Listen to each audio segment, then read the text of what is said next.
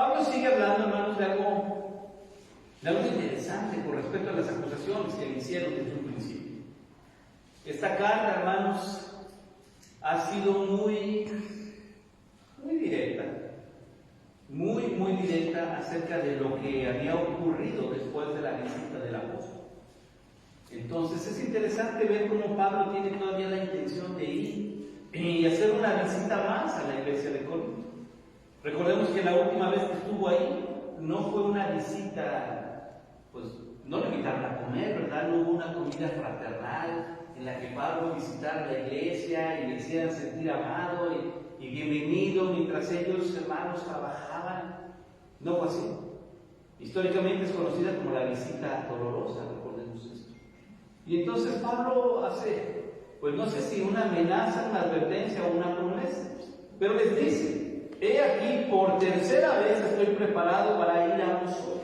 ¿Cuándo fue la primera vez que estuvo entre los corintios? Cuando inició la iglesia. Lo vemos en el libro de Hechos, hermanos, cuando él llega, se encuentra con Priscila y con Aquila y comienza el trabajo de la iglesia allí. La segunda vez que Pablo estuvo en Corinto fue lo que mencionamos como la visita dolorosa, donde a Pablo, hermanos, lo recibieron mal, lo acusaron, lo corrieron de esta misma iglesia.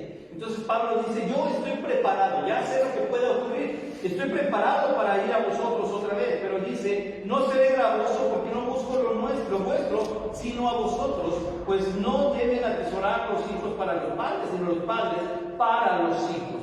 Dice: no seré gravoso. Recordemos que lo último que dijo Pablo es: de todas las iglesias yo he recibido la ayuda, pero de Corinto, por alguna razón que Pablo decidió, hermanos, Pablo no recibió ningún dinero de la iglesia de Corinto. Y es donde pues él dice: yo no les soy gravoso a ustedes.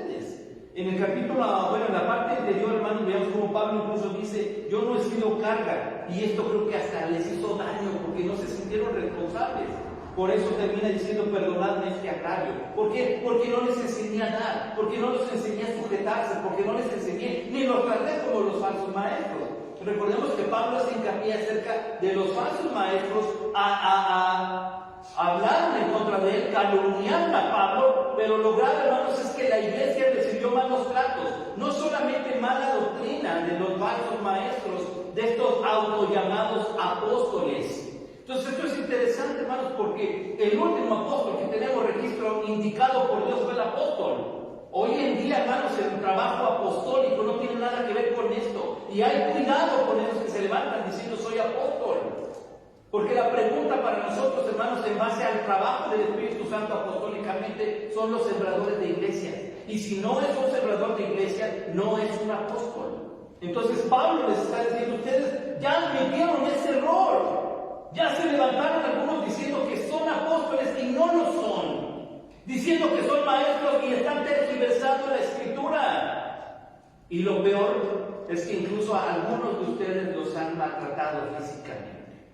Dice: los han abofeteado. Y ahí están. Pablo dice: yo ni siquiera les pedí para mi desayuno. No les fui gravoso a ustedes. Yo fui las veces que fui. Yo trabajé por eso. Y dice algo aquí muy interesante con respecto a la iglesia de Corinto, a los corintios. Porque Pablo, recordemos que sí les dice, ¿verdad?, de las iglesias de Macedonia: han ofrendado para mí, me han sustentado las iglesias, pero Corinto no lo ha hecho.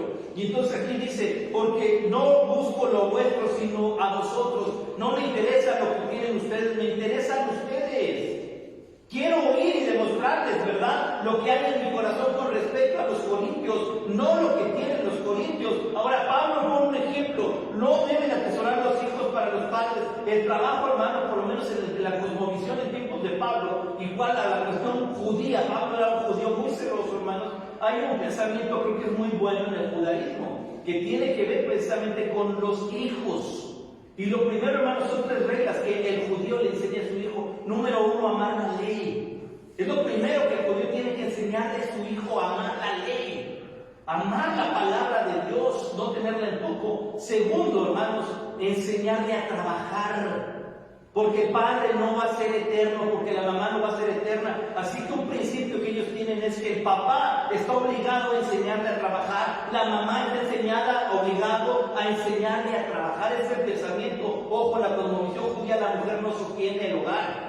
sino el varón. Por eso Pablo hace también el hijo. Pero es una cosmovisión muy general, hermano, diciendo también la mujer debe enseñarle a la mujer, sin ningún problema. Y tercero, hermanos, procurarle matrimonio. Buscar, enseñarle a decidir con respecto a eso. Pablo dice, yo soy responsable como padre de esta iglesia para que ustedes puedan enriquecerse, no para que yo llegue y ustedes me enriquezcan a mí. Así que Pablo hace esta alusión como padre a hijo diciendo, no voy por lo que ustedes me pueden dar, porque yo ya trabajé para que ustedes tengan la forma de. Esta es la idea, sino los padres para los hijos. Yo soy responsable de que ustedes tengan, de que ustedes aprendan. Y Pablo se está refiriendo a la riqueza espiritual, porque del dinero Pablo no se metió en problemas con los corintios. Imagínense si sí lo hubiera hecho, así lo acusaron. Imagínense qué hubiera pasado. Pablo era sabio en esto. Yo creo que Dios lo guió mucho a esto por todas las acusaciones que le hicieron. Porque aquí en este fragmento, Pablo sí hace saber, hermanos, que hasta por el dinero que no recibió, lo acusaron. Entonces, sí es grave, hermanos, como iglesia tiene que existir, hermanos, el sostenimiento, el cuidado mutuo, el mirar unos por otros, el orar unos por otros. El lema, hermanos, que estamos viendo a lo largo de este mes, ¿cómo se llama el tema del mes, hermanos? Una compañía que fortalece. De esto se trata, hermanos, el ser parte de la iglesia, el sentirnos parte de la iglesia, porque yo soy responsable de que mi hermano, mi hermana estén bien, se sientan cómodos conmigo. No se trata nada más, hermanos, es que yo no me siento cómodo aquí. Nadie me habla. Cuando gente llega y dice que nadie me saluda, nadie, pues levántese y salude a usted. Nadie me sonríe, pues sonríe a usted. Así de sencillo es esto. ¿Por qué? Porque el objetivo en esto, hermanos, es que como iglesia podamos tener esa perspectiva. Pero Pablo, hermanos, hace saber que no fue así en su situación con la iglesia que él trabaja. Entonces dice, al final de cuentas, yo he trabajado para que ustedes puedan ahorita ser iglesia, tener predicadores, tener maestros. Ese fue mi esfuerzo y nunca saqué ventaja. Dice abajo en el 15, y yo con el mayor placer gastaré lo mío, y aún yo mismo me gastaré del todo por amor de vuestras almas, aunque amándoos más, sea amado menos. Pablo les hace ver cómo lo hicieron sentir. Dice, yo gastaré lo mío. Pablo no les pidió ofrenda ni encaminar. Cada vez que Pablo dice, encaminen a este hermano, no está diciendo, ¿verdad? Acompáñenlo a la puerta, que le vaya bien, que agarre taxi, ya no encaminen, no. O sea, sí podemos pensar en nuestra cultura, decimos, eso va en camino al camión, ¿verdad? Y ya lo acompañamos. Pero cuando Pablo hace referencia a encaminarlo, implica darle para sus necesidades en el viaje. Denle una ofrenda para que él pueda tener sin ningún problema un regreso o una llegada sin dificultad. Entonces Pablo dice, ¿saben qué? Yo no quiero ni siquiera que ustedes me den. Yo voy a gastar de lo mío. Yo voy a pagar mis gastos. Y es más, aún cuando me sienta mal o no pueda, yo voy a estar con ustedes simplemente para que entiendan lo que hay en mi corazón. Y dice Pablo, porque los amo mucho, aunque ustedes a mí no me aman. Hermanos, esa parte es tan desgastante. Muchos fracasos matrimoniales, hermanos, se deben precisamente a este síndrome. En alguna ocasión, jugando con un par de niños, el turista mundial, ¿verdad? De repente uno de ellos dice, yo quiero ser el banco hoy, ¿verdad? Y entonces, pues todos pagando y todo, y uno ve que el bolsecito de nuestro dinero se hace chiquito al comprar un país, al comprar un café, ¿verdad? Y el del banco no, y se hace grande, se hace grande, se hace grande, ¿verdad? Hasta que llegó el punto en que dijimos, bueno, a ver qué está pasando, ¿verdad? Entonces, entre risas dijo, no, pues hice una broma, ¿por qué? Porque pues aquí está mi dinero, yo no he gastado nada. Es más, lo de ustedes quedó cómodamente aquí, ¿verdad? Pues sincero. Pero llegó el punto en que dijimos, ¿sabes qué? Ya no quiero jugar. Pues yo estoy da, y tú no das, y al contrario, tú recibes y recibes. Y ya eres dueño de medio turista mundial, y nosotros, pues estamos vendiendo nuestras propiedades.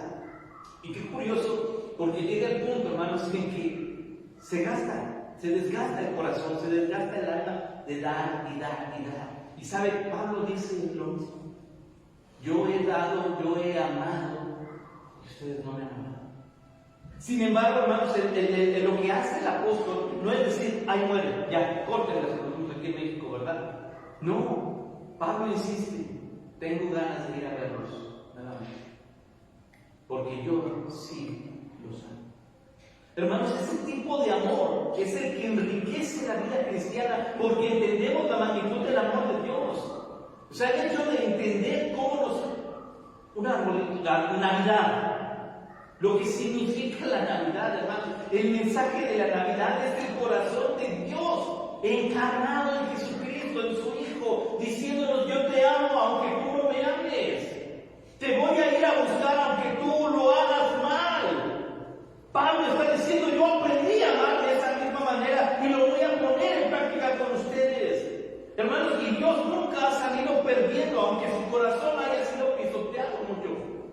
¿Por qué sigue amándonos todavía? Porque Pablo está dispuesto a ir y hacer nuevamente correcciones a la iglesia de Corinto. Porque aunque es desgastante, hermanos, el amor no tiene límite. Por una simple causa. ¿Cómo define la Biblia el amor? Dios es amor. Dios es amor.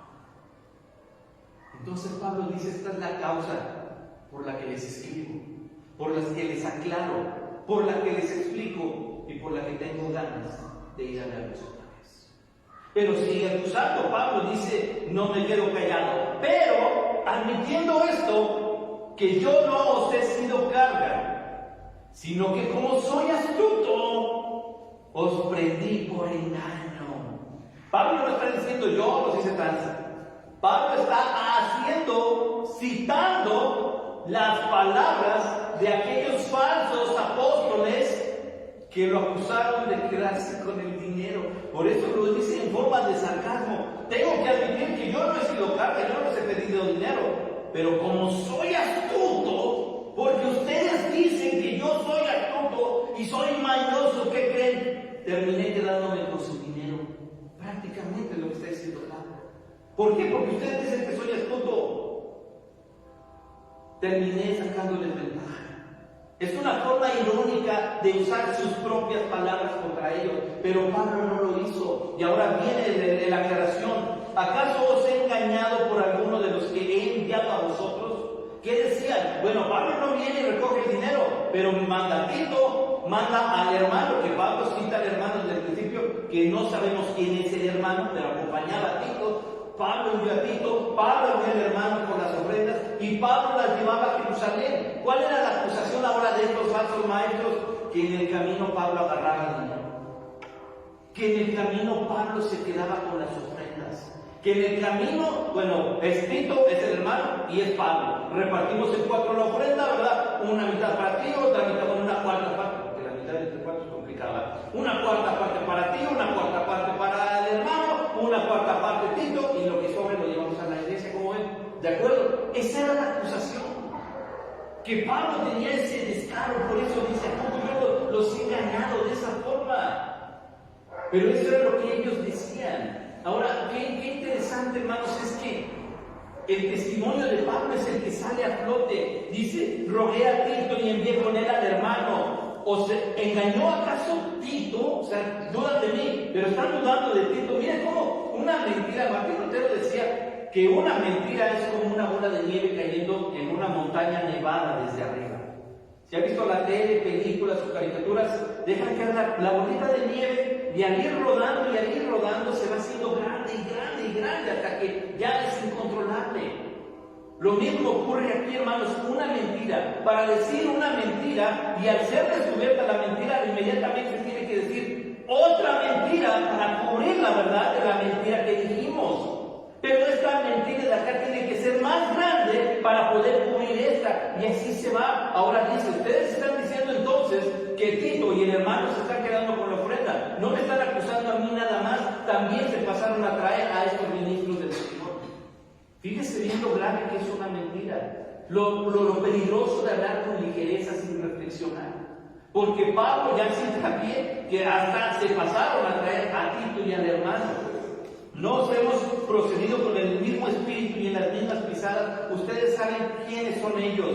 Saben que yo les enseñé. Y si me acusan a mí, los acusan a ellos, ustedes están acusando el ministerio del Señor.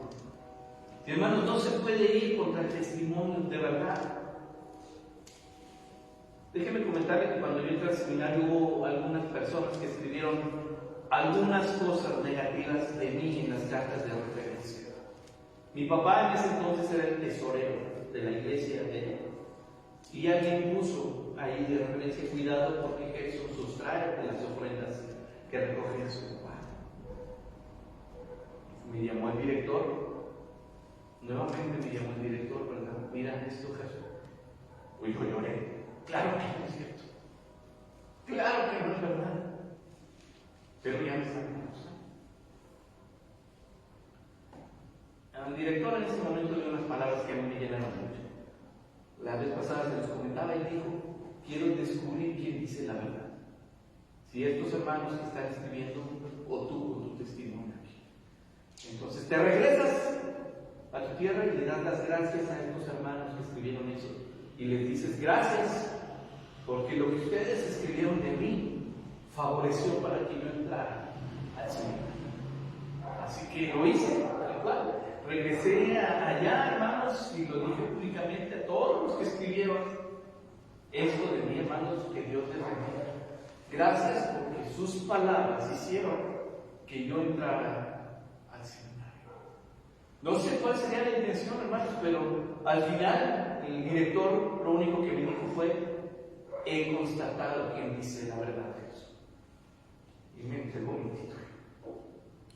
Así que, no sé, yo leía esto acerca de Pablo, se conmovió mi corazón diciéndole a Pablo: tú te estás quedando con las ofrendas. Cuando Pablo decía: no es así, y les envié a mis discípulos y ellos recogieron la ofrenda, pueden ir y preguntar a Jerusalén qué hicimos, pero ya lo habían acusado.